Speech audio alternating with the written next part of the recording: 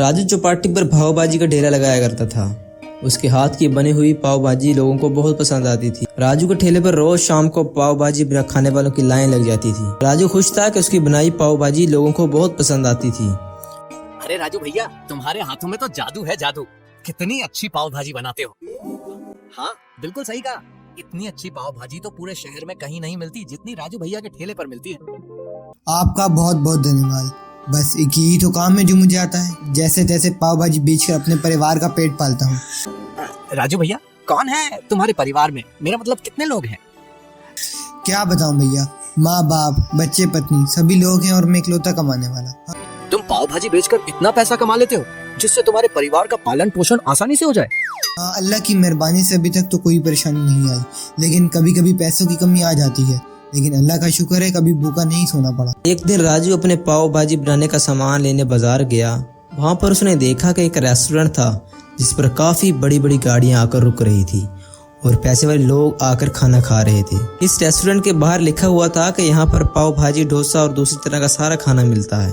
ये देखकर राजू ने मन ही मन में सोचा, अरे एक मैं हूँ जो ठेले पर पाव भाजी बेचता हूँ, लेकिन वहाँ पर इतने बड़े बड़े लोग नहीं आते। यहाँ रेस्टोरेंट में तो काफी पैसे वाले लोग आ रहे हैं, जरूर पाव भाजी के दुगने दाम यहाँ पर मिलती होंगी। अगर मुझे भी ऐसा कोई काम मिल जाता तो मजा आ जाता। राजू को इस तरह ख्यालों में गुम देखकर रेस्टोरेंट के बाहर खड़े एक आदमी जिसका नाम मोहन था, उसने कहा, मोहन क्या सोच रहे हो भाई, और लगातार रेस्टोरेंट के बोर्ड की तरफ क्यों देख रहा है? कुछ नहीं भैया, मैं चौपाटी पर पाव भाजी बनाकर बेचता हूँ और मेरे हाथ से बनाई हुई पाव भाजी लोगों को बड़ी पसंद आती है।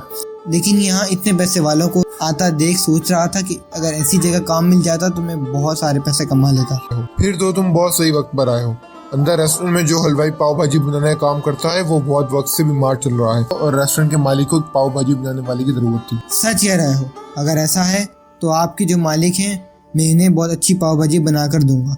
देखना कुछ ही समय में ग्राहकों की संख्या दुगनी हो जाएगी। मोहन राजू को रेस्टोरेंट के मालिक के पास मिलवाने के लिए ले जाता है। ठीक है, तुम कल से यहाँ पाव भाजी बनाने का काम कर सकते हो, लेकिन याद रखना तुम्हें सुबह 7 बजे यहाँ पर पहुँचना होगा और रात को 10 बजे तक काम करना होगा। अगर तुम्हारा काम पसंद आया तो मैं तुम्हें अच्छी तनख्वाह दूंगा। ठीक है मालिक, सुबह 7 बजे यहाँ पहुँच जाऊंगा। राजू बहुत खुश था क्योंकि उससे उस बड़े वाले रेस्टोरेंट में काम मिल गया था।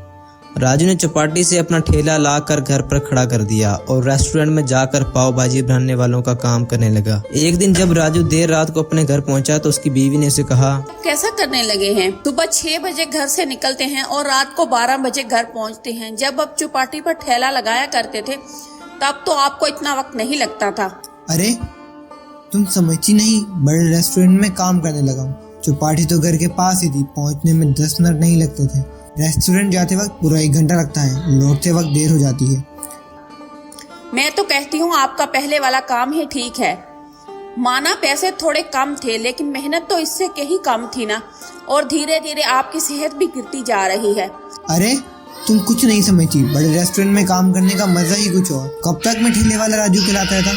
लेकिन वो काम आपका अपना था, इतना काम करते थे, सारा पैसा आपको ही मिलता था। यहाँ रेस्टोरेंट में ये लोग आपसे इतना काम करवा लेते हैं और बदले में थोड़ी सी ज्यादा पगार दे देते हैं। आप मेरी बात समझने की कोशिश क्यों नहीं करते? लेकिन राजू ने अपनी पत्नी को कोई बात नहीं सुनी। जरूरत से ज्यादा काम करने की वजह से राजू की सेहत खराब होने लगती है और वो बीमार पड़ जाता है। राजू के बीमार होते ही रेस्टोरेंट के मालिक ने इस काम से निकाल दिया। अब राजू के सामने पैसों की कमी आ गई। उसके घर में खाना बनाने तक के पैसे खत्म हो चुके थे। सारा पैसा डॉक्टर के इलाज में खत्म हो गया। जब राजू की तबीयत थोड़ा सा सुधार आया तो जैसे तैसे आसपास के लोगों से उधार लेकर वो अपना ठेला लेकर वापस चौपाटी पर पहुंचा। लेकिन ये क्या, राजू की जगह पर तो किसी और ने ही कब्जा जमा लिया था। अरे कौन हो भाई तुम? यहाँ तुमने ठेला क्यों लगाया है? ये तो मेरी जगह है। कैसी जगह? कौन सी जगह? पिछले 6 महीने से तो मैं यहाँ पर ठेला लगा रहा हूँ। तुम्हें तो मैंने पहले कभी नहीं देखा। पहले ये जगह मेरी हुआ करती थी। हाँ, तो पहले हुआ करती होगी। अभी जगह का भाड़ा मैं देता हूँ और ये जगह मेरी है। तुम जाओ यहाँ से, कहीं और देख लो। अब यहाँ के लोग मेरे हाथ की बनी हुई पाव भाजी खाते हैं। हाँ, था यहाँ पर पहले कोई राजू पाव भाजी वाला।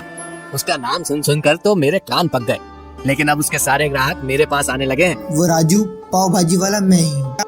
तभी वहाँ पर राजू का एक पुराना ग्राहक आ गया और उसने राजू को देखकर पहचान लिया। अरे राजू भाई, कहाँ थे? कितने महीनों बाद नजर आ रहे हो? ये तुम्हारी सेहत को क्या हुआ? बड़े कमजोर लग रहे हो। क्या बताऊं भाई, बड़े रेस्टोरेंट में काम करने के लालच में मैंने अपनी जगह छोड़ दी और अब मेरी जगह यहाँ पर किसी और ने ले ली है। कुछ समझ नहीं आता। एक तो वैसे ही घर में खाने के लिए कुछ नहीं, सारे पैसे भी इलाज में खर्च हो चुके हैं। जिस रेस्टोरेंट में काम किया करता था, इसके मालिक ने भी बीमार होने पर 1 रुपया नहीं दिया।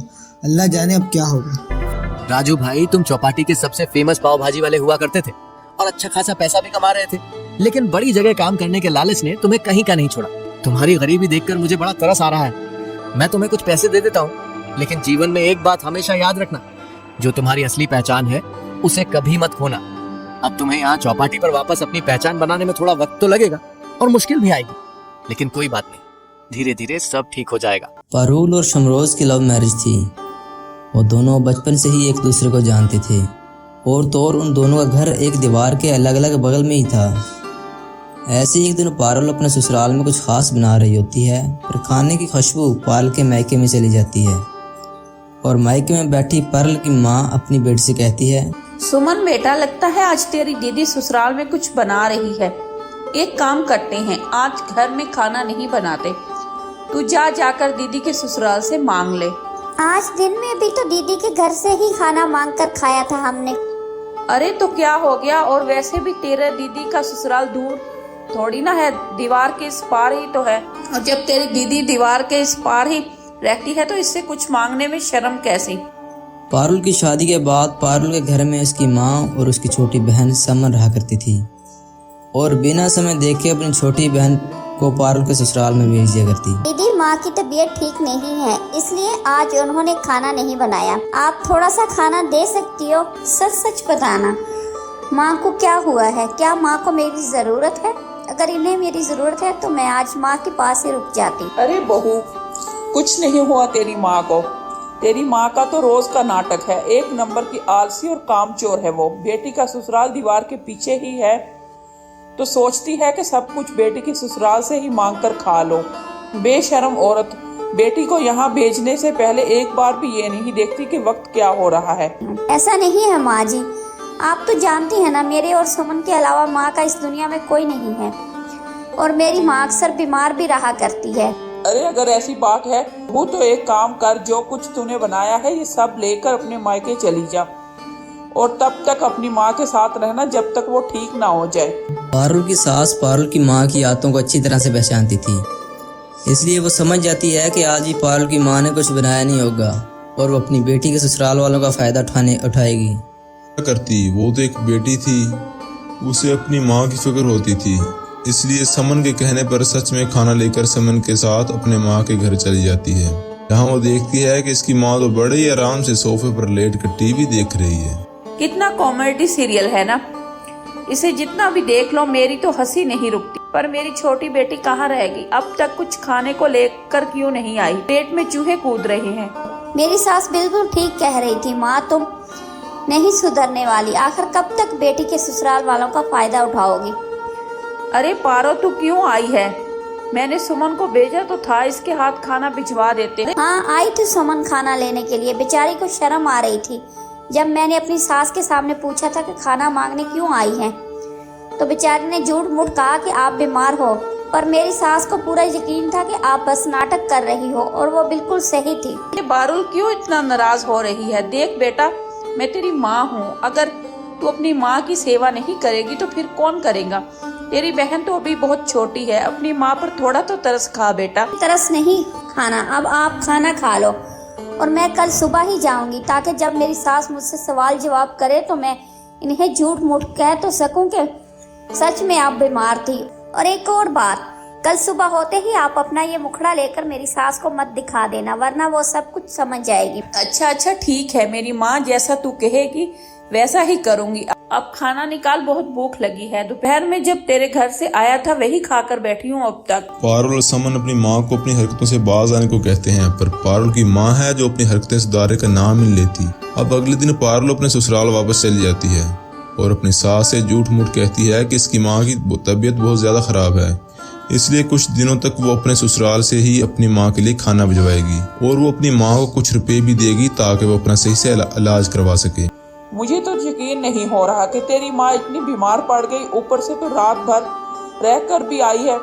चल कोई ना, अगर तू कह रही है तो सच्ची होगा।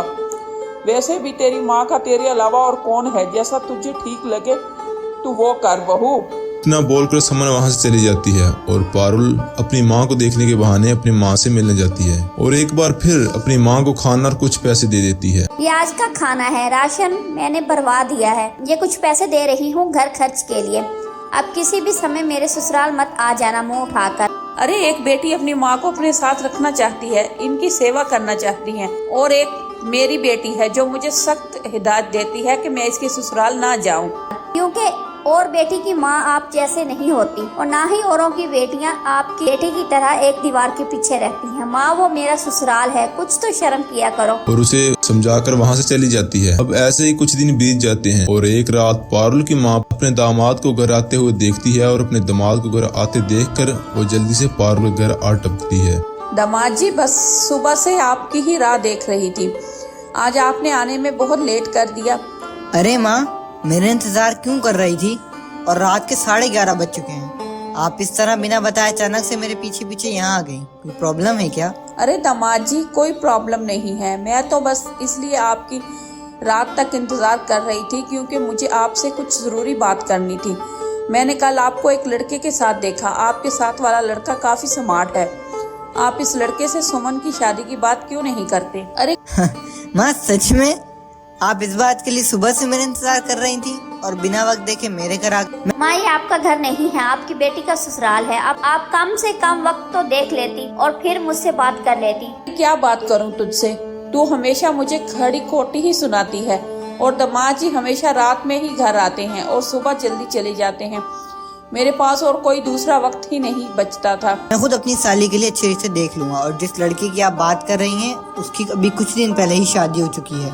हद होती है। यह सुनकर पारुल की माँ उदास हो जाती है और मुंह बनाकर वहां से चली जाती है। पारुल की माँ के जाने के बाद पारुल और शमरोज के बीच काफी बहस होती है। तुम्हारी माँ किसी भी समय मुंह उठा के आ जाती है। सही कहा था मेरी माँ ने, तुम्हारी माँ एक नंबर की लालची औरत। अपनी मैं मानती हूँ मेरी माँ की हरकतें थोड़ी अजीब है, पर आप इन्हें ऐसा तो मत कहिए, वो आपकी भी सास है, थोड़ी तो कदर कीजिए। माँ के लिए मुंह चिल्लाना बंद कर दो क्योंकि तुम खुद भी अच्छी से जानती हो और इस बात पर ध्यान दो कि तुम अपनी माँ की हरकतों को कैसे सुधारोगी।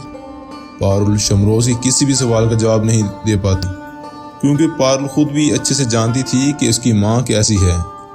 पारुल अपनी माँ को सुधारने की कोशिश तो करती है पर उसकी माँ सुधरने का नाम ही नहीं लेती और वो अब इस तरह किसी भी समय पारुल घर आ जाया करती और पारुल के ससुराल वालों को परेशान करती।